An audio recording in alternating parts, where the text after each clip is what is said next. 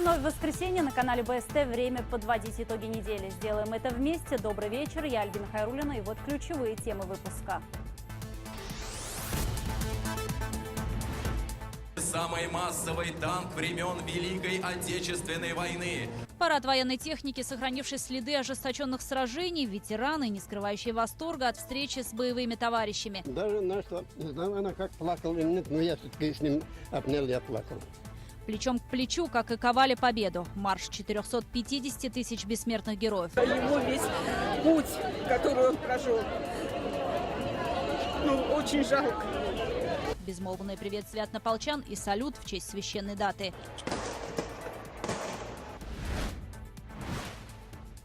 Дорога в аэропорт и вновь ремонт. Мы что, не можем сделать одну дорогу, что ли, за 10 лет? Десятибалльные пробки сковали трассу из-за дорожной техники. Люди часами добирались до дома, пассажиры опаздывали на рейсы. Даже выехав с большим запасом в аэропорт, мы бы очень сильно опоздали. За неудобство перед горожанами пришлось извиняться мэру. Ремонт в час пик отменен. В лес только по разрешению. Он не предполагает посещение вообще, кроме лиц, которые занимаются на сегодняшний день именно работами по охране, защите и воспроизводству лесов. Стенды, шлагбаумы и распаханная дорога. В связи с самым высоким 5-м классом пожароопасности в регионе впервые введен запрет на посещение лесов. За нарушителями следят из земли и с воздуха. Месяц на запас. Кто-то излечился даже от рака легких. Были такие люди. В Учелинском районе в Рамадан забил источник Аулия. Тысячи паломников со всей России выстроились в очереди у подножия Ауштау за водой, которая лечит от недугов.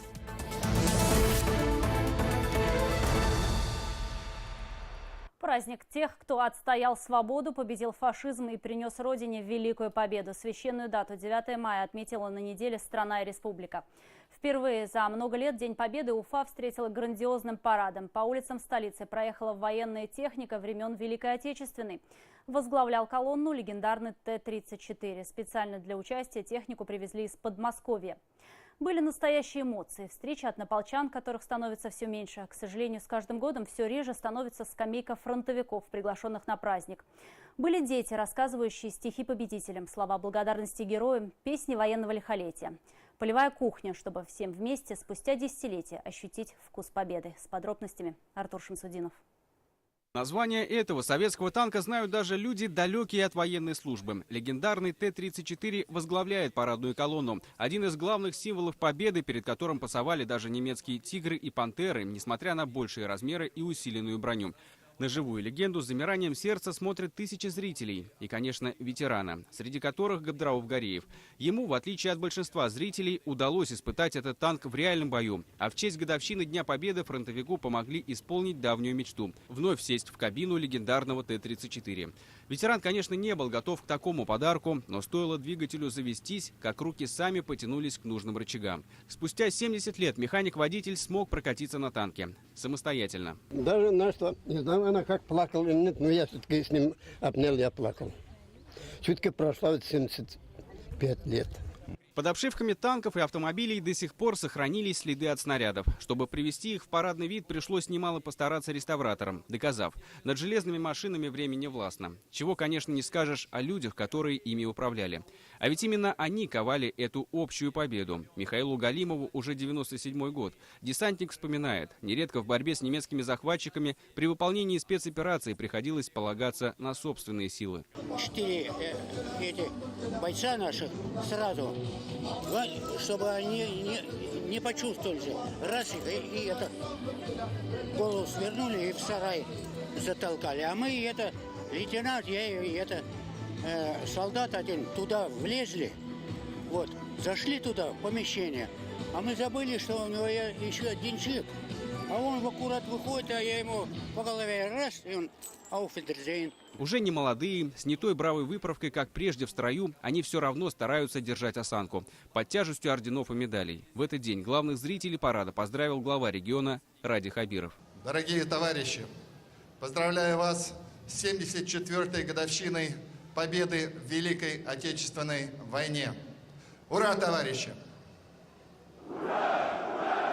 В Уфе парад с таким размахом проходит впервые. Сразу 16 единиц техники военного образца. Танки, грузовики, а также противотанковые пушки. Причем у каждой машины невыдуманная боевая история. К примеру, этот автомобиль ЗИС в годы Великой Отечественной использовали для перевозки боеприпасов и личного состава.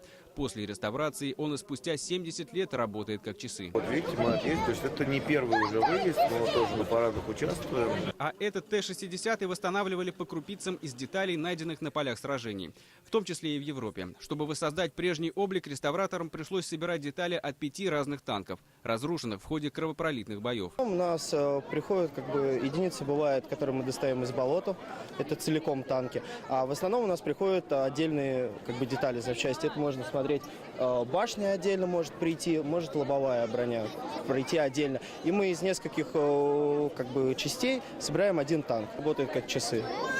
Вот сейчас в бой, да? Да, можно сейчас прям в бой идти спокойно на ней. То, что нынешний парад существенно отличается от всех предыдущих, видно не только по количеству техники, но и парадным расчетам. Свыше 1300 человек единым строем чеканят шаг, отдавая дань уважения участникам войны. Праздничным маршем по центральной улице Уфы идут пешие парадные расчеты. Один за другим ровным строем. На то, чтобы отточить каждый шаг, ушли несколько месяцев тренировок. И теперь у зрителей есть возможность оценить результаты проделанной работы. Пешие колонны предваряют главное зрелище – проезд военной техники. Во главе колонны идет взвод барабанщиков Башкирского кадетского корпуса. Следом курсанты, сотрудники спецподразделений правоохранительных органов, служащие МЧС, действующие военные из 12-й гвардейской инженерной бригады. Есть в строю и отдельный расчет, состоящий из девушек, курсанток Уфимского юридического института. Посмотреть за происходящим пришли тысячи жителей и гостей Уфы. Второй дед по маминой линии тоже дошел до Берлина, приписал себе 2 года, ушел раньше времени на войну, участвовал в параде Победы на 9 мая в Москве, и он участвовал в бросании знамен к стенам Кремля. Торжественный марш в этот день прошел и в Уфимском парке Победы в честь павших солдат. На фронтах Великой Отечественной участвовало более полумиллиона выходцев из Башкортостана, многие из которых навсегда увековечили свои имена в мировой истории, в том числе и посмертно. В память о них состоялась церемония возложения венков, в которой принял участие и Ради Хабиров. Он присоединился к колонии ветеранов и участников боевых действий.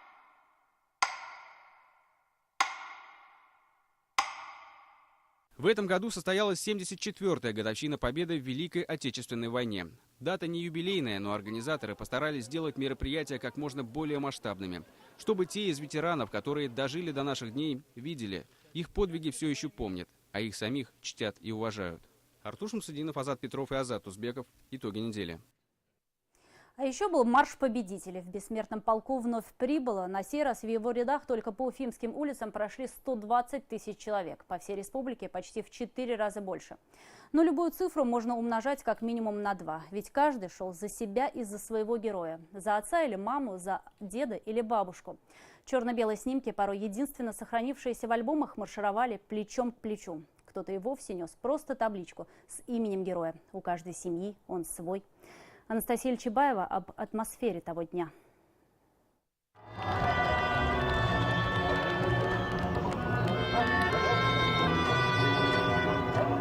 Первые шаги в колонии сделал журавлиный клин, но сначала запустив в небо белые шары, словно весточки тем, кто сегодня смотрит на нас с фотографий, цветных, черно-белых или пожелтевших от времени, неважно. Главное, что помнят те, в чьих руках они сегодня. Гордость за своего деда, за своих родителей. Я счастлив, что живу в такой хорошей стране, потому что мы победили. Многие вживую так никогда и не увидели своего героя, даже не знают, что с ним произошло. Единственная память – это отправленные в перерывах между боями военные фотокарточки. Кому-то повезло после поисков в архивах или на сайте «Память народа» все-таки узнать судьбу своего отца, деда или прадеда. Погиб 30 декабря 1943 года. Под Витебском. Вообще семья даже не знала. Они думали, что он погиб в начале войны. Это вот благодаря сайту памяти. Там я нашла и вот установила его весь путь, который он прожил. Ну, очень жалко. Искали отца. Мать ждала всю жизнь, что мать где-нибудь найдется. Наконец-то отца могила мы нашли. Он похоронен в Новгородской области, братские могилы, где покоится 9440 человек. Мой долг посетить, съездить туда, возложить венок. С трибун бессмертный полк встречают ветераны. Женщины машут руками, мужчины по-военному только стоя. А кто-то захотел быть в строю и, как настоящий победитель, вновь въезжает на площадь, пусть и не на танке.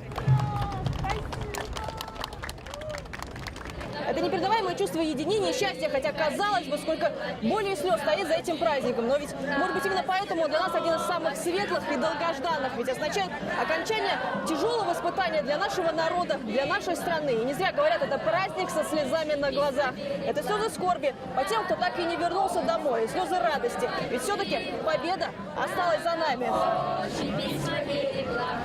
От самых маленьких, кого еще несут на руках, до людей почтенного возраста. Валентина Габдрахмановна своего отца, героя Советского Союза, знает лишь по рассказам матери. Он пал смертью храбрых. Во время захвата плацдарма его орудийный расчет 16 часов отражал вражескую атаку. Сегодня она встала в строй вместо него. Это очень важно. Память отца до конца буду нести. И как отец буду бороться. Во что бы ни стало. Рядовые и офицеры рядом, как и тогда в окопах. Сегодня в этом 100-тысячном строю точно так же забыли о чинах и должностях. Участие в акции принял Ради Хабиров вместе с женой Кариной Хабировой и сыном Артуром. Супруги несли штандарты с фотографиями своих дедов. Абдульбары Хабиров закончил войну в Монголии, имел ранение в голову. Боевые действия вспоминать не любил. У Карины Хабировой дедушка был танкистом. В 1944-м получил тяжелое ранение. Мне кажется, это вот, знаете, какая-то та маленькая, да, то маленькое, что мы можем сделать для наших предков, для наших дедов, которые победили в этой войне. Вот мы о них вспоминаем сейчас, и все-таки их души здесь, и они же тоже с нами идут, и вот по центральной площади. Вот в этом, наверное, самый главный смысл, что мы вместе с ними в строю идем.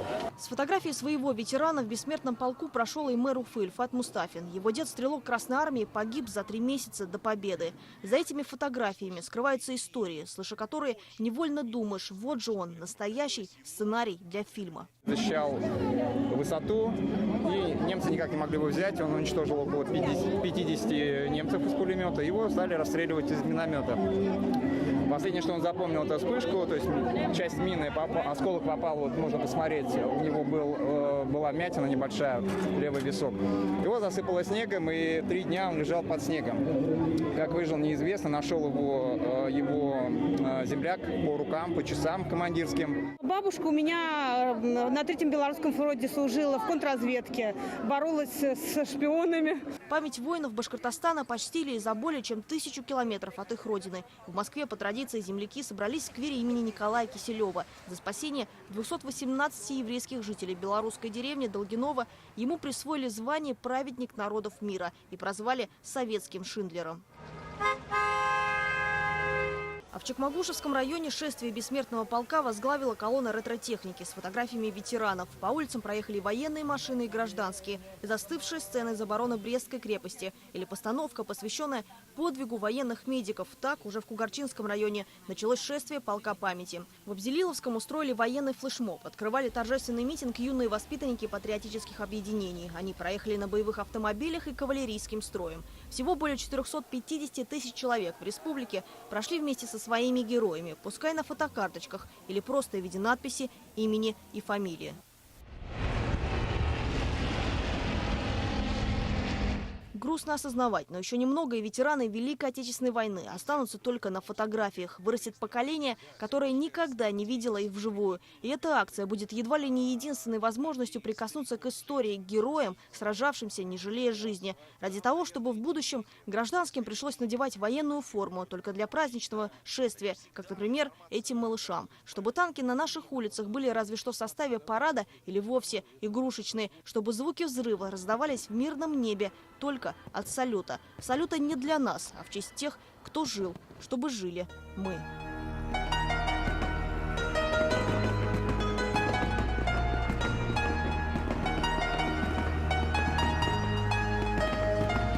Анастасия Чебаева, Булат Садриев. Итоги недели. Ради Хабиров посетил места последних сражений имени Гали Шаймуратова и забрал горсть земли с поля боя, на котором погиб генерал. Легендарный комдив 112-й башкирской кавалерийской дивизии, которая прошла с боями от Дона до Эльбы свыше 4000 километров и дала стране 78 героев Советского Союза. Генерал Шаймуратов героически погиб во время боев за Донбасс на границе между поселками Петровская и Штеровка. Там и был похоронен в братской могиле. О народном герое Лилия Курбанова. В этом овраге под поселком Штеровка погиб генерал Шаймуратов. Капсула с землей, которую Ради Хабиров лично набрал в сосуд, будет храниться в Башкортостане, на родине комдива. Минигали Шаймуратов погиб 23 февраля 1943 года. О том дне сохранились рассказы местных жителей. Холодная зима. У бойцов 16-й гвардейской дивизии под командованием легендарного генерала Шаймуратова почти не осталось боеприпасов. Зато было много раненых. При выходе из окружения врага солдаты попали под обстрел немцев. В феврале 1943 года зима была очень суровая, было много снега. И вот многих сразу не хоронили. Хоронили уже где-то в марте, сгоняли людей, немцы сгоняли людей вот сюда. Собирали, в общем, трупы и тогда уже хоронили. Позже Минигали Шаймуратова вместе с его сослуживцами и другим генералом перезахоронили в братской могиле. На ней установлен мемориал с фамилиями. Его необходимо держать в хорошем состоянии, а также установить памятник башкирскому генералу, отметил Ради Хабиров. Для этого направят специалистов из нашей республики. И вот здесь вот как раз я испытываю особое чувство, потому что здесь он захоронен. Вот это то место. Мы будем хранить его память. Мы считаем, это вот последнее место его упокоения, мы не будем беспокоить его, но будем помнить. И вот мы сегодня приехали для того, чтобы...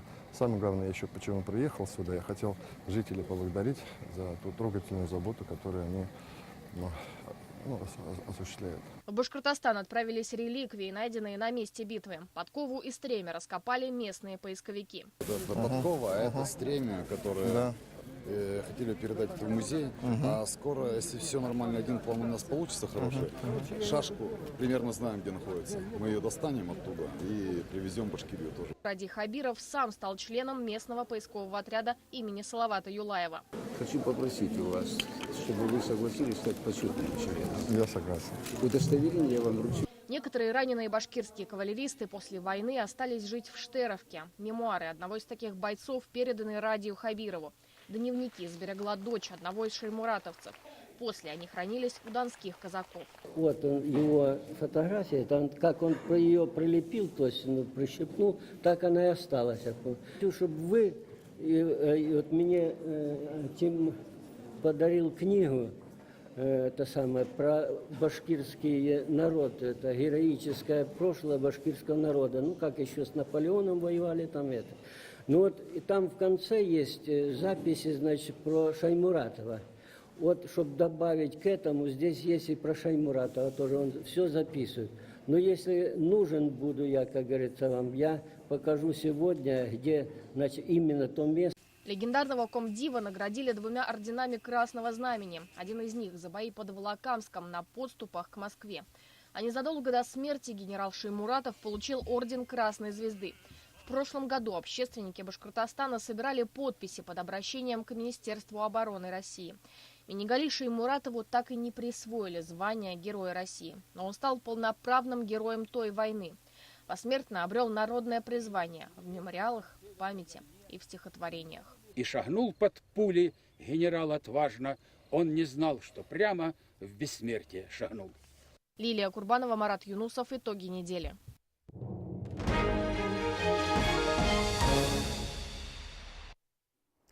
Выезд из Уфы на неделе был скован 10-бальной пробкой. Вереница автомобилей растянулась на несколько десятков километров в сторону аэропорта. Причиной такого коллапса стало перекрытие участка дороги на ремонт. Коммунальные службы додумались производить его в час пик, когда трасса наиболее загружена. Ошибку чиновники мэрии признали спустя несколько часов и даже официально извинились. А вот Ради Хабиров потребовал разобраться с дорогой, которую почему-то ремонтируют буквально каждый год.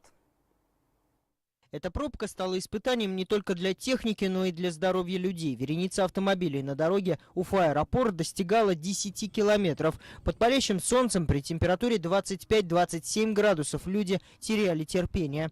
Кому-то становилось плохо, но выбора у уфимцев не было. Развернуться невозможно из-за разделительных отбойников, как и вызвать скорую помощь. Многие опоздали на самолет. Мы поняли, что у нас сегодня вылет.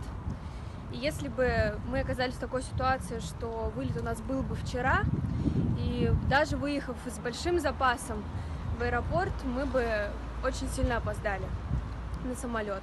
И я думаю, что таких людей было очень много. Пробка случилась из-за ремонтных работ, которые в очередной раз проводят на этом участке дороги для исправления колейности. Правда, коммунальные службы не рассчитали время и перекрыли участок проезжей части в час пик. Это признал и столичный градоначальник Ульфат Мустафин, который поспешил извиниться перед жителями. Уважаемые уфимцы, приносим извинения за созданные неудобства на участке дороги Уфа-Аэропорт. Мы постараемся приложить все усилия, чтобы сделать ремонт качественно и быстро, не создавая проблем для жителей города. Пока работу техники мы остановили, но продолжим на следующей неделе, выбрав удобное для ремонта время. График ремонта дороги Уфа-Аэропорт подстроили под жителей и гостей города. Работы возобновили 10 мая, но с перерывом на 12. С понедельника по четверг дневная смена будет работать с 10 до 17 часов, по пятницам и вовсе до 15 часов, чтобы люди могли выехать из города. Ночная же смена с 22 до 5 утра. То есть ремонт дорожного полотна постараются вести во время наименьшего скопления машин. Тем не менее, будет организовано совместное дежурство экипажей ГИБДД, для того, чтобы отреагировать и полосы движения высвобождать. Соответствующим образом начало и окончание работ будет контролироваться выездными комиссионными проверками по ограничению въезда больших грузов. Значит, на время производства работ большие грузы должны будут объезжать этот участок. Трасса Уфа-Аэропорт считается одной из самых загруженных в республике. Именно этим чиновники объясняют регулярный ремонт дорожного полотна. Количество проезжающих здесь автомобилей сопоставимо с трафиком на Московской кольцевой автодороге до 250 тысяч в сутки. Однако Ради Хабиров поручил разобраться, почему дорогу ремонтируют так часто и применяют ли современные технологии, чтобы асфальтобетонное покрытие служило дольше. Либо вы тут танками ездили, правильно, да? Да, в том числе динамические нагрузки. Ну вот в чем, да, вы анализировали это? Ну почему у нас вот эта дорога, да, въездная дорога ужасная? Полностью доложите мне, во-первых, историю вопроса, почему колейность образовалась и какие меры приняты в отношении тех, кто делал. В Госкомтрансе региона сообщили, что для текущего ремонта будет использован более прочный асфальтобетон, чем раньше, который выдерживает резкие перепады температуры и большие нагрузки. Специалисты отмечают, что такие обещания звучат перед началом ремонта каждый год, но на этот раз чиновники убеждены, что новая дорога – это надолго. Новая технология в первую очередь подразумевает подготовку специального асфальтобетона, подогнанного как по технологическим, так и по климатическим условиям, именно к этим условиям, которые располагаются здесь на данной дороге. И здесь же применяются современные битумы, так называемые битумы, которые готовятся в Башкирии по технологии PG, которые позволяют уже в более высоком температурном режиме и с большей интенсивностью нагрузки содержать эту дорогу. Запланированные на сегодня ремонтные работы отменили, чтобы дать возможность отдохнувшим въехать в город. А завтра ремонт начнут после начала рабочего дня. Асфальтирование планируют завершить до конца июня, и дорожникам нужно постараться, чтобы, следуя графику, уложить почти 50 тысяч тонн асфальта, а это свыше 1000 тонн в сутки. Максим Окунев, Анастасия Ильчебаева, Эльнур Юмагулов, Роберт Давлетбердин. Итоги недели. Между тем, на дорогах республики начали наносить разметку из термопластика. Он более долговечен. Эксперты заявляют, что материал в 20 раз прочнее обычной дорожной краски. К тому же из-за вкраплений в структуру стеклянных шариков разметка обладает светоотражающим свойством. Ее видно даже ночью при свете фар. Работы начали с самых аварийно опасных участков. В регионе определены 136 мест с концентрацией ДТП. Согласно статистике, каждая третья дорожная авария в республике происходит именно из-за отсутствия разделительных полос. Термопластиком планируют расчертить все региональные трассы. Это около 2500 километров, а уже в следующем году в программу включат дороги местного и межмуниципального значения. Знак висит, а дорожной разметки, допустим, нету. Поэтому и водитель некоторые, не видит, бывает такое. Человек отвлекается и не замечает дорожный знак. Это тоже есть. А если будет дорожная разметка, водитель будет всегда видеть, что на встречную полосу выезжать нельзя. Поэтому мы, думаю, в какой-то мере тоже сохраним человеческую жизнь на дорогах республики. В республике установили шлагбаумы к лесу. Посещать их жителям запрещено. Поэтому шашлыки и пикники в 8 районах Зауралья отменяются. Причина столь серьезных мер – повышенный уровень пожарной опасности. Пока режим ввели на 21 день, а если ситуация улучшится, запрет могут снять и раньше. Однако прогноз погоды не на стороне лесников и пожарных. Подробности у Эмиля Басареева.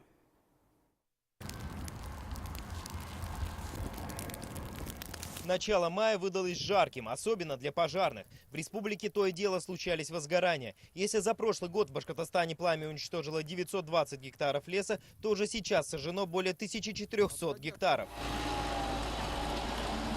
Стенды, шлагбаумы и распаханная дорога при въезде в лес появились в Абзелиловском районе. В ближайшее время не удастся выбраться на пикник и пожарить шашлыки. Машинам приходится разворачиваться. Также сельхозземли отделяют от леса минерализованными полосами, барьерами на пути возможного возгорания. Пожарная остановка на территории Абзелиловского лесничества на данный момент стабильная.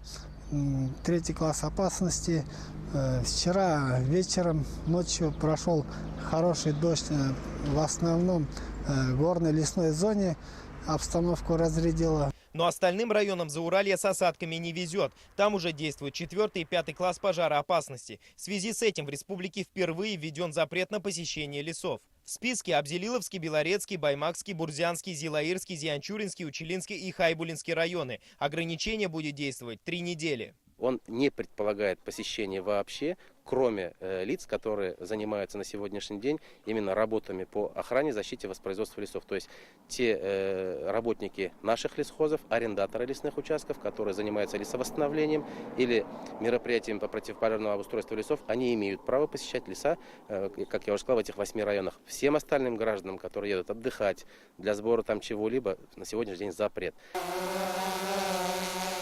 МЧС вместе с инспекторами Министерства лесного хозяйства осматривают территории, проверяют соблюдение режима пожароопасного периода. Для охвата большей площади сотрудники используют коптер. С высоты лучше разглядеть, где идет возгорание, и выявить нарушителей. В прошлом году в арсенале лесной охраны также появился грозопеленгатор. Аппарат фиксирует сухую грозу – опасное природное явление. Антенна, установленная на крыше здания, охватывает до 1500 километров. Поступает точка с координатами, и уже наши диспетчера звонят в то лесничество, где произошел разряд. После этого выезжают и проверяют. Потому что после удара грозового пожар где-то в течение 2-3 дней может разгораться. Когда особенно горят поля, поля просто так лопатой не затушишь. А вот этот ранец, он делает очень большую работу. В сельских поселениях создают маневренные группы из добровольцев, как в Дмитриевском сельсовете Уфимского района. Они в случае чего должны будут тушить огонь, пока едут пожарные. Сейчас риск возгорания крайне высок. Бросить окурок, оставить непотушенным костер, даже элементарно бросить стеклянную бутылку, которая будет, так скажем, работать как лупа. Она будет отфокусировать солнечный свет, и от этого уже может пойти пожар. Погода не на стороне пожарных. Башгидромедцентр предупреждает об аномальной жаре. Среднесуточная температура выше нормы на 7 градусов. Днем 27-32 градуса. Дожди ожидаются небольшими и только локально. По территории республики наблюдается средний, по востоку высокий класс пожароопасности, и поэтому эффективных дождей, которые бы повлияли на снижение пожароопасности, не ожидается. Этот автомобиль проигнорировал таблички о запрете въезда в лес. Таких нарушителей ждет штраф до 5000 рублей. Для юридических лиц он может составить 500 тысяч рублей. А если нарушения повлекли за собой возникновение лесного пожара, придется заплатить уже целый 1 миллион. Эмиль Басареев, Анастасия Ильчибаева, Азат Ишбулатов, Родион Матвеев. Итоги недели. У мусульман сегодня завершилась первая неделя 30-дневного поста. Верующие отказываются от еды и воды в светлое время суток, а это свыше 17 часов. Священный месяц Рамадан – это время очищения, духовного совершенствования и самоопределения. Верующие должны совершать как можно больше благих дел и раздавать милостыню, а также читать Коран и поминать Всевышнего. С заходом солнца мусульмане собираются в мечети на дополнительный намаз таравих. В месяц Рамадан проснулся святой источник. В Учелинском районе снова длинные очереди к роднику Аулия.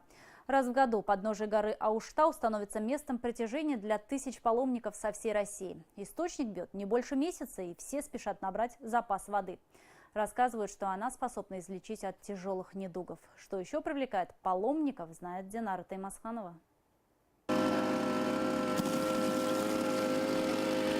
В ход идут канистры, ведра, баллоны. Чтобы процесс шел быстрее, воду из родника качают насосом. Святой источник Аулия забил 2 мая. Такое явление случается раз в год. Уже через месяц подземная вода исчезнет.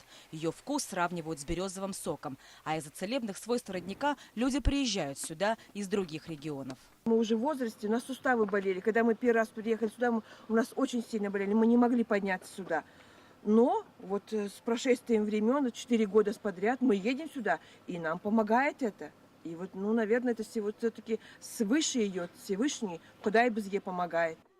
Объяснить резкое появление подземного источника не могут до сих пор, однако слагают на этот счет легенды. Проходивший в этих краях караван напугал местных жителей. Его предводителя Рамазана Аляуша убили, как и остальных, посчитав вражеским племенем. Но, как выяснилось позже, убитые были мирными людьми. И более того, Рамазан Аляуша оказался проповедником. Как святого его похоронили на вершине этой горы. Позже у подножья стал бить источник. А вот полезные свойства святой воды вполне объяснимы. В составе ее кринозем и серебро. Поэтому как лекарство пить лучше дозированно. По 1 столовой ложке 3 раза в день. Считаю, что вода помогает от кожных заболеваний, от желудочных заболеваний. При глазных болезнях помогает.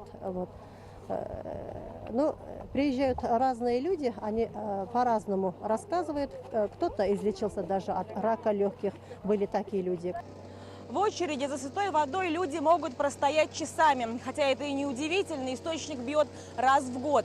По правилам положено набирать не больше 5 литров воды на человека. Однако это правило здесь игнорируется. Люди запасаются водой на весь будущий год.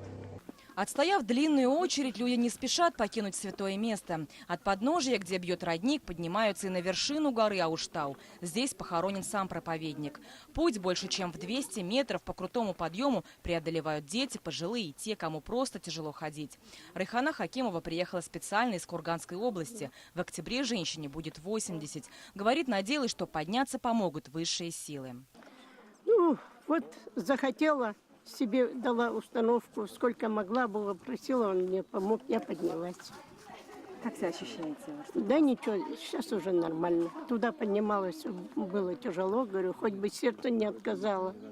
Боялась, но слава богу, подняла. На вершине горы люди молятся и загадывают желания. Отсюда открывается живописный вид. Кто-то просто делает фотографии. Люди оставляют камни и завязывают ленточки. Однако это считается лишним. Святое место помогает тем, кто просто верит в его чудодейственную силу. Динара Таймасханова, Роберт Давлетбердин и Антон Барков. Итоги недели. Красота и смертельная опасность под одним крылом. Несколько часов назад завершился марафон по парапланеризму. В Туймазинском районе приехали несколько десятков спортсменов сверхлегкой авиации из разных регионов страны. 3 дня в рамках чемпионата Башкортостана пилоты выявляли, кто же из них лучше. Итоги соревнований подведет Радмир Азнабаев, которому тоже удалось взмыть в небо. 9. Перед началом соревнований традиционная жеребьевка. Она показывает, в какой последовательности спортсмены будут взлетать к облакам. Малоопытному парапланеристу Альберту Абдуллину выпадает число 13. Молодой человек не суеверный и подшучивает над своим фартом, а также рассчитывает, как всегда, только на себя. Не пугает вообще число? Нет, моя любимая цифра. Уфимский парапланерист летает всего 3 года и уже является кандидатом в мастера спорта сверхлегкой авиации. За это время мужчина успел поучаствовать в десятках соревнований. В Башкирии в прошлом году тоже на майске у нас были соревнования. Потом за границей мы стараемся ездить, там, в Македонию. И на Кубке России, то есть Юца, там, Курай вот в этом году еще будет. Чемпионат хоть и называется республиканским, но все же является открытым. В Башкортостан часто съезжаются на соревнования мастера из других регионов, ведь особенность нашего турнира – это возможность получения спортивного разряда и звания. Поскольку у нас в федеральном законе о спорте написано, что чтобы получить звание или разряд, надо выполнить 3 норматива в течение 1,5 лет. Вот. Мы стараемся, чтобы на одном соревновании была возможность выполнить 3 норматива. А 3 норматива – это 3 полетных задания. Поэтому чемпионат продолжается 3 дня подряд. Первый начинается с полетов на скорость с обязательным возвратом на точку старта. Во второй день спортсменам дается задание на точность – пролететь через несколько населенных пунктов. А на заключительном этапе турнира пилоты посоревнуются уже на дальность полета.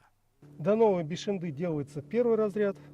Кто-то летает до конечной точки маршрута, они делают норматив на кандидат в мастера спорта.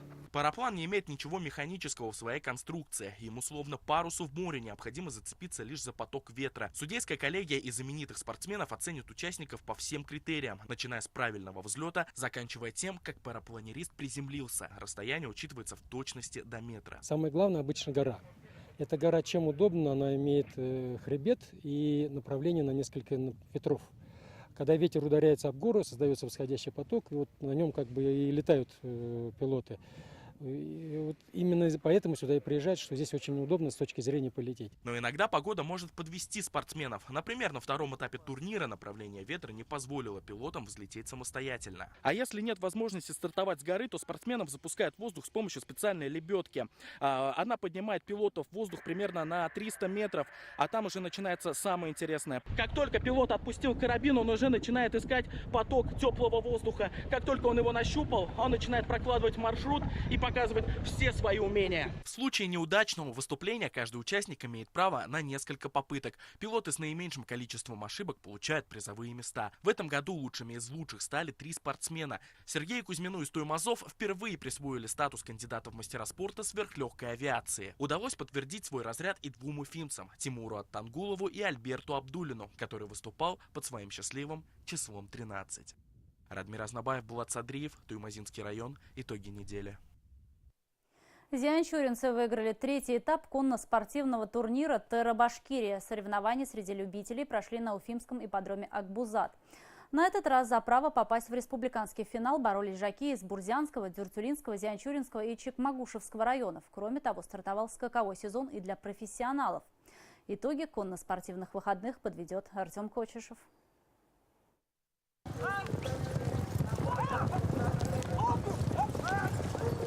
Ромашка, Чижик, Лысый, Малыш. Каждое имя – отражение характера лошади. На этот раз почти каждый район привез в Уфу жеребца по кличке Буян. У Бурзянского района их было даже 3. Радмиру Шаяхметову его Буян принес кубок главы администрации Дюртюлинского района. Готовились мы где-то примерно больше 2 недель. И вот каждый день катались. И вот результат есть. Кубок главы Бурзянского района достался Вильдану Емгурсину. Его жеребец Курай вырвал победу на финишной прямой. Я вообще не рассчитывал, что так он рассчитывал на 2-е, на 3-е место. А не знаю, так получилось, что этот, говорит, 1-й пришел.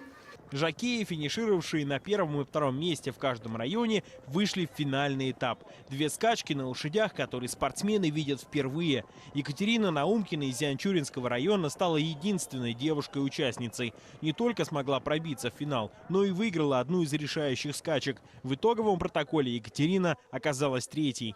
В этом виде спорта нет выделения на мужчин и женщин, поэтому все соревнуемся в одинаковых условиях. У меня родные, то есть мама с папой, они связаны с лошадьми, то есть у меня как бы династическое. Поэтому я родилась рядом с ними, грубо говоря. Лучше других с незнакомыми лошадьми совладал земляк Екатерины Павел Тараскин. Опытный жокей дважды занял 4-е место и по сумме стал 1-м. Естественно, я не знал эту лошадь вообще. Так, ничего, все-таки есть навыки же общения с лошадьми. Сел сразу раз, почувствовал, что вроде нормальная лошадь, спокойная. Нашел общий язык и поехали. 3-й этап турнира «Терра-Башкирия» совпал с открытием скакового сезона. После любителей на старт вышли профессиональные жокеи. Главная цель проведения «Терра-Башкирия» – увлечь коневодством и конным спортом молодежь, которая в перспективе из любителей может перейти в профессионалы. Это, в принципе, и сделано расчет на то, чтобы привлечь, именно показать стимул, как молодежи может оказаться в профессиональной среде. Наездник Леонид Заболоцкий приехал в Уфу из Челябинской области специально для того, чтобы поучаствовать в розыгрыше приза в честь Дня Победы. Его жеребец-пехотинец не подвел и резвостью удивил даже своего хозяина. Доволен, конечно, эмоции захлестывают меня, потому что мы долго шли к этим секундам. В 2-3 года, считать. Я прошлый год 2 раза сюда приезжал, но победа мне не улыбнулась. А сегодня просто конь меня порадовал. У меня дед воевал. Оба деда у меня сейчас, конечно, воевали они.